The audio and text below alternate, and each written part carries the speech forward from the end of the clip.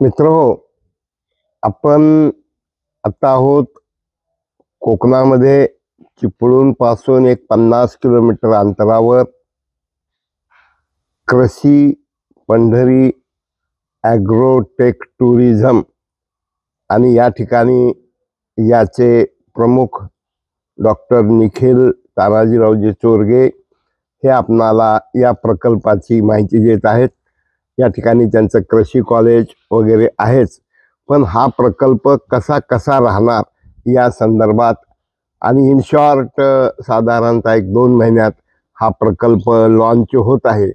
आणि जाणीवपूर्वक मराठवाडाच नाही तर महाराष्ट्र आणि देशातील लोकांना या प्रकल्पाची माहिती व्हावी यासाठी आम्ही आलेलो आहोत. डॉक्टर साहेब नमस्कार. डॉक्टर साहेब, आपण थोडक्यात आपला परिचय आणि या प्रकल्पाची माहिती द्यावी अशी मी विनंती करतो. नमस्कार, मी doctor Nikhil Tanajirao Chorge, Krushi Pandhari agri tourism and farm stay याचा ओनर. प्रथमतः ॲग्रिकल्चर म्हणजे कृषी क्षेत्रामध्ये काम करण्याची संधी आम्हाला मिळाली. याचा अर्थ असा की गेली 40 वर्ष आमचे वडील आदरणीय कृषीभूषण डॉक्टर तानाजीराव चोरगे सर यांनी कृषी क्षेत्रामध्ये एक उल्लेखनीय काम या महाराष्ट्र राज्यामध्ये केलेलं आहे. यामध्ये प्रामुख्याने जर विचार केला तर महाराष्ट्रातील पहिलं विना अनुदानित प्रायव्हेट ॲग्रिकल्चर कॉलेज आम्ही 2001 साली स्थापन केलं आणि गेली 25 वर्ष आम्ही हे अतिशय चांगल्या पद्धतीने ॲग्रिकल्चर कॉलेज चालवत आहे. याच अनुषंगाने आम्ही पदव्युत्तर शिक्षण घेताना ॲग्रिकल्चरच निवड का केली, कारण का वडिलांनी जवळजवळ 300 एकरचं हे साम्राज्य अगदी शून्यातनं उभं केलेलं आहे आणि याचीच पूर्ण जबाबदारी घेण्याचा निश्चय मी केला. याच्यामध्ये माझ्या आईचा खूप मोठा वाटा आहे, कारण का कृषी क्षेत्र निवडण्याचं मागचं कारण सुद्धा तेच आहे. आणि कृषीमध्ये BSc ॲग्री करत असताना झाल्यानंतर मी MSc ॲग्री आणि PhD ॲनिमल हजबंडरी डेअरी सायन्समध्ये कृषी विद्यापीठ दापोली येथे मी 2018 साली पूर्ण केले. तिथून आल्यानंतर संस्थेमध्ये काम करत असताना आणि या पूर्ण परिसराची देखभाल करत असताना एक गोष्ट प्रामुख्याने विचार केला की कृषी कॉलेज बरोबर आपल्याला दुसरं काहीतरी प्रोजेक्ट एक उभा करायचा आहे. तो कुठला करायचा आहे, असे असंख्य प्रोजेक्ट मी शॉर्टलिस्टेड केले. त्याच्यामध्ये सगळ्यात महत्त्वाचा प्रोजेक्ट आहे तो म्हणजे ॲग्री टुरिझम हा प्रोजेक्ट. ॲग्री टुरिझम करण्यामागचा उद्देश एक आहे की कोकणामध्ये असणाऱ्या सर्व हॉर्टिकल्चर क्रॉप्स म्हणजे फळबागा, या फळबागांची लागवड आपल्या या कृषी पंढरी फार्मवर केलेली आहे. त्याच्यामध्ये प्रामुख्याने नारळ, सुपारी, आंबा, काजू, कोकम, फणस, त्याचबरोबर पेरू आणि जवळजवळ 25 एकर भात शेती आम्ही इथे करत आहोत. मग हे करत असताना शहरीकरण जसं वाढत आहे तसं हे करत असताना आम्हाला एक गोष्ट जाणवली की बऱ्याच अंशी गावामधून जे लोकसंख्या शहराकडे वळलेली आहे आणि गावाकडचं राहणीमान असेल, गावाकडची शेती असेल, कारण का शेती ही प्रत्येक गावामध्ये शेती आहे, शहरामध्ये शेती होत नाही. तर आत्ताच्या या लहान मुलांना शेतीबद्दल माहिती देणं, त्याचबरोबर मातीशी खेळणं, ह्या गोष्टी प्रामुख्याने आमच्या ह्या कृषी पर्यटनावरती, कृषी पंढरी ॲग्री टुरिझमवरती आम्ही करणार आहोत. तर यामध्ये आम्ही काय करणार आहोत, तर पूर्ण ॲग्रिकल्चरच्या ज्या काही क्रॉप्स आहेत, ज्या काही ॲक्टिव्हिटीज आहेत, या आम्ही ते करणार आहोत. याच अनुषंगाने आम्ही हे कृषी पंढरी ॲग्री टुरिझम हे चालू केलेलं आहे. याच्यामध्ये आता वेगवेगळे फळं, वेगवेगळे झाडं, वेगवेगळ्या वनस्पती अशा किती प्रकारची आहेत आणि ॲनिमल हजबंडरीमध्ये अटॅच टू कॉलेज आपल्याला इथं काय काय आहे ते पण सांगावं. ॲनिमल हजबंडरी डेअरी सायन्स डिपार्टमेंटचा विचार केला तर आपल्या इथं आपण एक 50 गाई म्हशींचा गोठा आपण आहे, डेअरी फार्म आहे आपल्या इथे.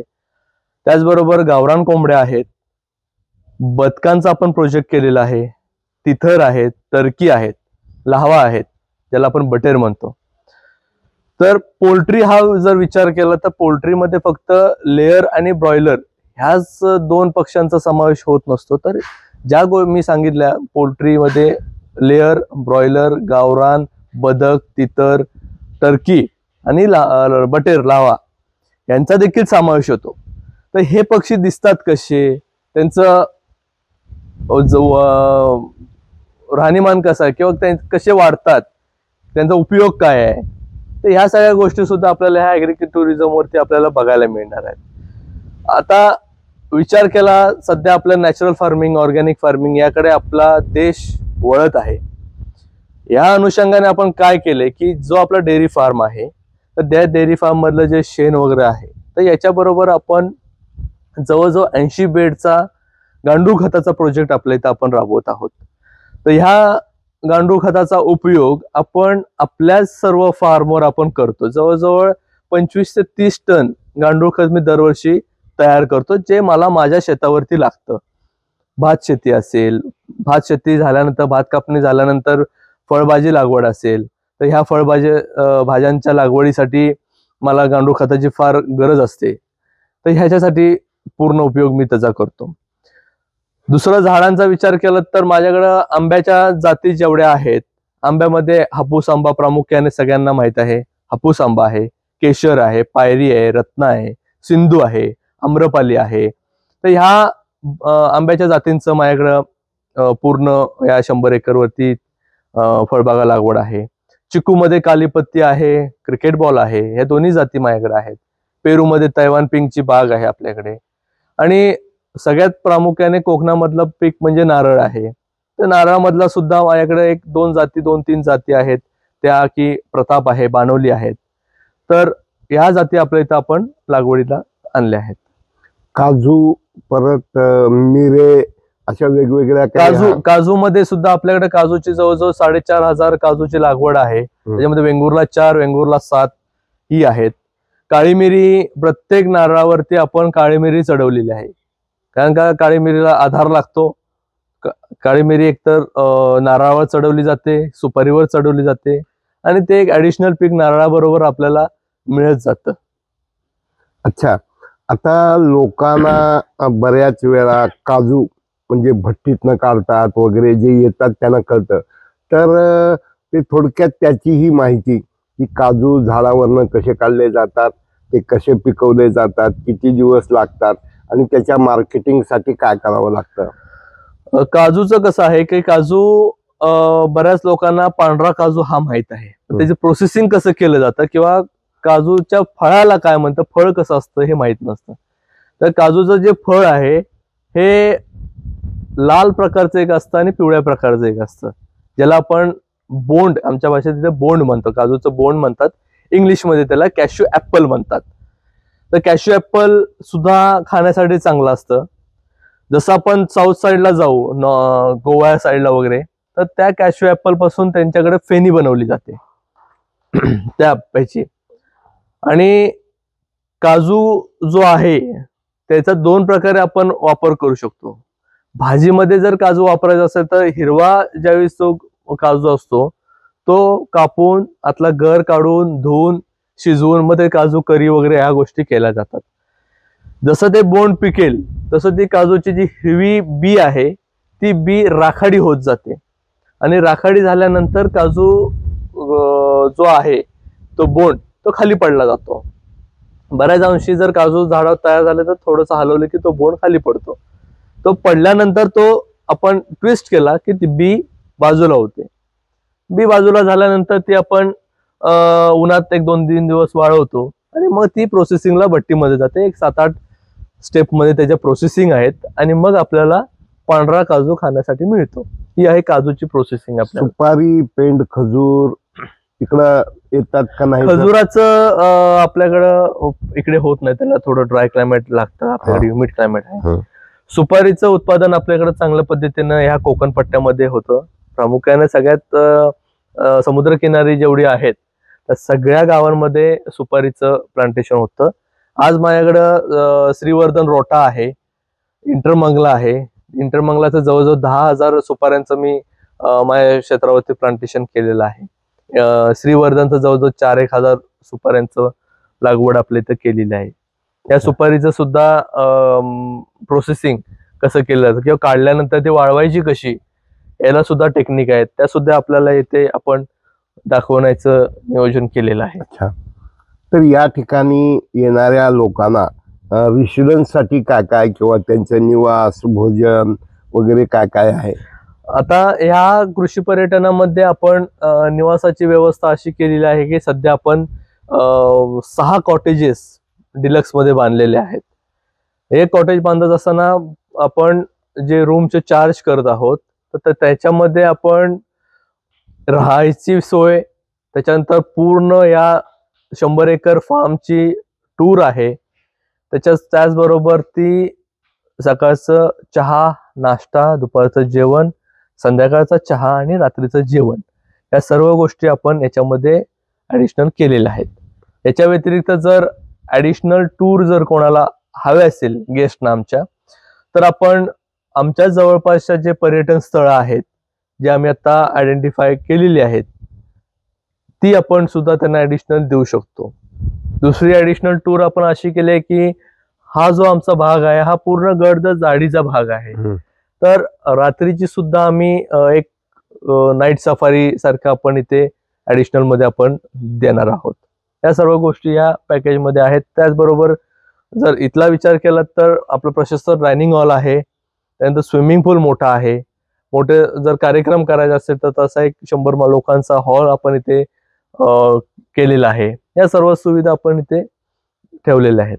रोड कनेक्टिव्हिटी कशी आहे सर? आता आपण बसलोत तर हे नेमकं कोणतं गाव तालुका हे जरा सांगितलं तर म्हणजे आपलं Krushi Pandhari agri tourism and farm stay हे चिपळूण तालुक्याच्या निवळी पालवण या गावामध्ये आहे.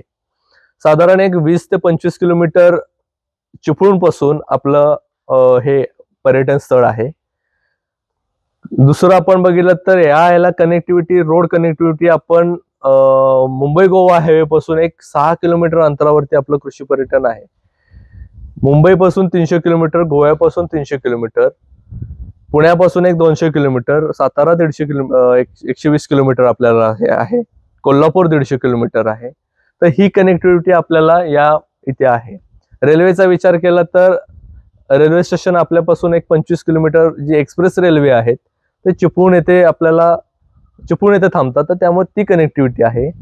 काही एक्सप्रेस आहेत ज्या आपल्या सावर्डे स्टेशन आहे जे आपल्या पर्यटन स्थळापासून 6 किलोमीटर अंतरावरती आहे, जे अगदी जवळ आहे, तर ते सुद्धा आहे. तर रेल्वेने येणाऱ्यांसाठी सुद्धा आपण पिकअप अँड ड्रॉपची सुविधा आपण इथे ठेवलेली आहे.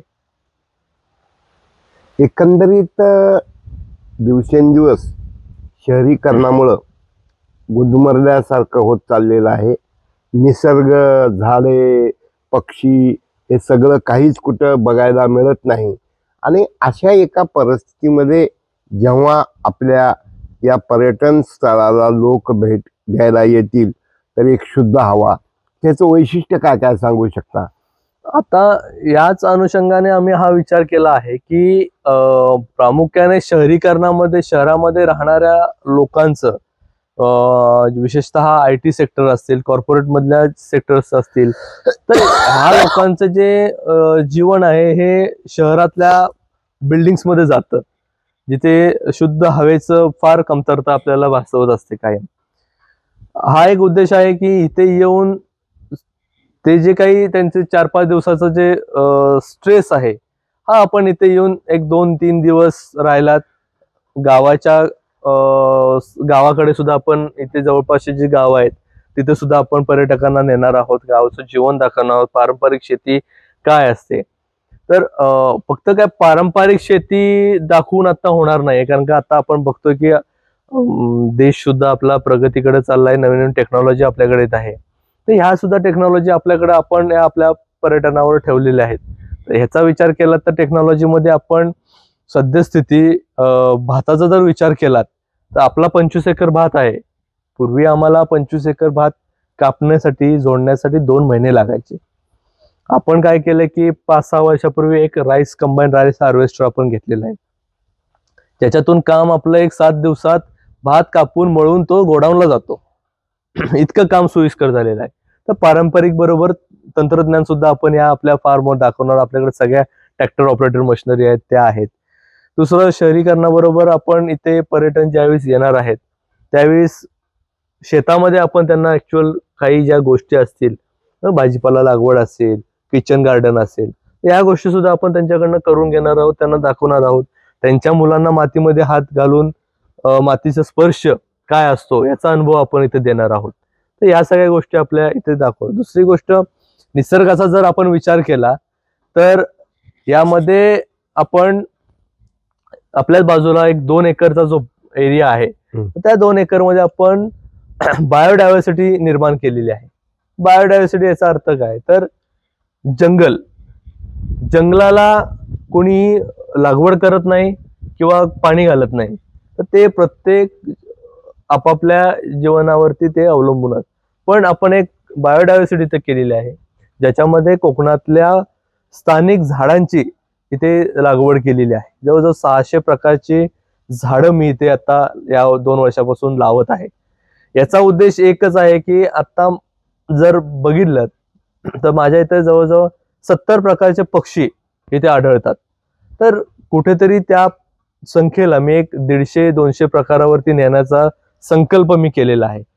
तर याच अनुषंगाने हे बायोडायव्हर्सिटी सुद्धा आपण इथे स्थापन केलेली आहे. आपल्या कृषी पंढरी पर्यटन स्थळाची एक आधुनिकतेबरोबर देशातल्या जगातल्या लोकांना कळावं म्हणून वेबसाईट, इथली काही छायाचित्र, काही म्हणजे आणखीन कॉटेज वगैरे, काही फोटोग्राफ्स वगैरे, किंवा आपला ईमेल ॲड्रेस, मोबाईल नंबर, हे आपण नंतर देणार की आता सांगू शकता? नाही, आता कसं आहे की आपला हा जो प्रोजेक्ट आहे हा एक साधारण 1-1.5 महिन्यामध्ये आपण सुरू करणार आहोत. तत्पूर्वी आपण वेबसाईट आपली डिझाईन केलेली आहे, मोबाईल नंबर आहे, गुगल बिझनेस वरती आपलं कृषी पंढरी ॲग्री टुरिझम सुद्धा लॉन्च झालेलं आहे. फक्त फोटो आपण सध्या टाकत नाही कारण का आपलं काम अजून चालू आहे, काम हे आहे. फोन नंबर, मोबाईल नंबर सुद्धा वेबसाईटवर आहे. वेबसाईट आपली कृषीपंढरी.in या नावाने आपली वेबसाईट आहे. त्यानंतर नंबर, मोबाईल नंबर सुद्धा आपला 8956929868 हा आपला नंबर आहे. नंबर वगैरे आता देण्यात सुद्धा काही अडचण नाही. तर डॉक्टर साहेब, आपण ॲनिमल हॅजबंड्रीमध्ये PhD केलं, ॲग्रिकल्चर कॉलेज, आपले पिताजी एक कृषीभूषण, 50 पुस्तकं वेगवेगळे त्यांनी लिहिलेले आहेत. रत्नागिरी जिल्हा बँक म्हणजे भारतात 30% लाभांश देणारी म्हणून आहे. तर भविष्यामध्ये तुम्हाला याच बरोबर कमिटमेंट म्हणून, खरं म्हणजे हे राष्ट्रीय कमिटमेंट म्हणूनच गरज म्हणून तुम्ही हे करत आहात, तर भविष्यात एज्युकेशनमध्ये नवीन काही, किंवा फॉरेन, इथली मुलं फॉरेनला जातात, आपल्याकडं फॉरेनच्या मुलांनी यावं, अशा काही संकल्पना डोक्यात आहेत का? संस्थेच्या म्हणजे शिक्षण संस्थेच्या संदर्भात जर आपण विचार केला तर आता आपण कृषी पर्यटन हे चालू करत आहोत, जे की आपलं वैयक्तिक आहे.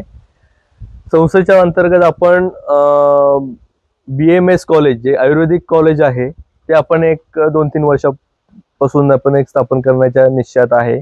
ज्याच्यामध्ये पंचकर्म असेल, नॅचरोपॅथी सेंटर असेल, वेलनेस सेंटर्स असतील, तर ते सुद्धा आपण एक मोठ्या प्रमाणात चालू करण्याच्या विचारात आहोत. बाप से बेटा सवयी म्हटल्यासारखं कृषीभूषण डॉक्टर तानाजीराव चोरगे यांनी 50 वेगवेगळे परखड निर्भीड ग्रंथ, पुस्तकं लिहिलेले आहेत. आणि त्यांच्या पावलावर पाऊल ठेवून आधुनिकतेची कास धरून सर डॉक्टर साहेबांनी आम्हाला जी माहिती दिली. मित्रहो, पहा, ऐका, अवश्य भेट द्या, अनुभव घ्या, आपणही पहा, इतरांनाही सांगा. आणि डॉक्टर साहेब, सुट्टीचा दिवस असताना, तुम्ही बिझी असताना आम्हाला वेळ दिलात आणि माहिती दिलात, त्याबद्दल मी आपलं मराठवाडा नेता यूट्यूबच्या वतीनं आभार मानतो. नमस्कार. अखंड 40 वर्षांचा प्रवास, जनतेचा विश्वास, लोकशाहीचा श्वास. अन्याय, अत्याचार, भ्रष्टाचारांना फास, आधुनिकतेची धरून कास. दैनिक मराठवाडा नेता, जे लातूरात तेच नांदेड, बीड, हिंगोली, धाराशिवसह महाराष्ट्रात आणि देशात सर्वांचा चाहता मराठवाडा नेता YouTube, Facebook सबस्क्राईब करा, शेअर करा, लाईक करा. धन्यवाद.